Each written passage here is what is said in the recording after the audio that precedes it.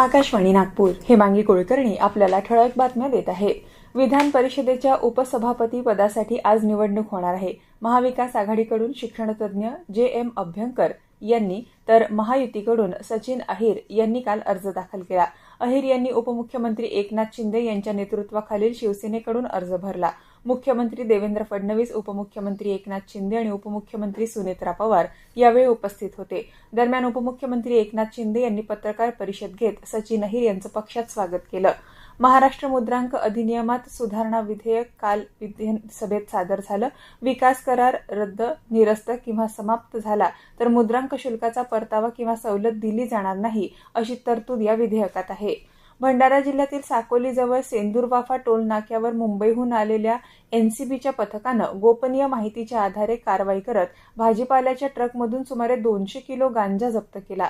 जप्त केलेल्या गांजाची किंमत 2 कोटी रुपयांहून अधिक असल्याचा प्राथमिक अंदाज आहे। या प्रकरणी साकोली पोलीस ठाण्यात गुन्हा नोंदवण्यात आला असून ट्रक चालक आणि क्लीनरला अटक करण्यात आली आहे। जून महिना संपूनही समाधानकारक पाऊस न झाल्यानं धान उत्पादक भंडारा जिल्ह्यातील शेतकरी चिंतेत आहे। या पार्श्वभूमीवर कृषी विभागानं शेतकऱ्यांच्या बांधावर जाऊन डायरेक्ट भात पेरणी पद्धतीची जनजागृती आणि प्रात्यक्षिक मोहीम सुरू केली आहे। या पद्धतीमुळे पाण्याची बचत, मजुरीचा खर्च कमी होण्यासह वेळेची बचत होत असल्यानं अधिकाधिक शेतकऱ्यांनी या तंत्राचा अवलंब करावा असं आवाहन करण्यात आलंय।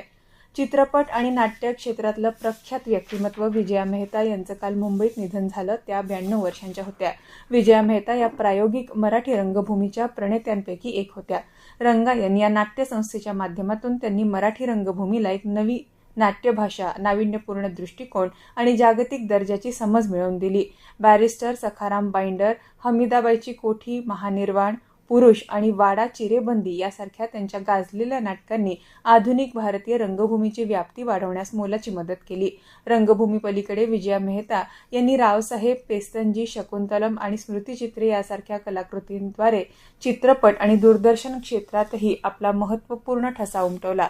विजया मेहता यांना 1975 मध्ये संगीत नाटक अकादमी पुरस्कार, 1986 मध्ये रावसाहेब चित्रपटासाठी सर्वोत्कृष्ट सहाय्यक अभिनेत्रीचा राष्ट्रीय पुरस्कार, पार्टी चित्रपटासाठी आशिया पॅसिफिक फिल्म फेस्टिवलमध्ये सर्वोत्कृष्ट अभिनेत्रीचा पुरस्कार आणि 2012 मध्ये कला क्षेत्रातल्या त्यांच्या उत्कृष्ट योगदानाबद्दल संगीत नाटक अकादमी टागोर रत्न या पुरस्कारांनी सन्मानित करण्यात आलं होतं।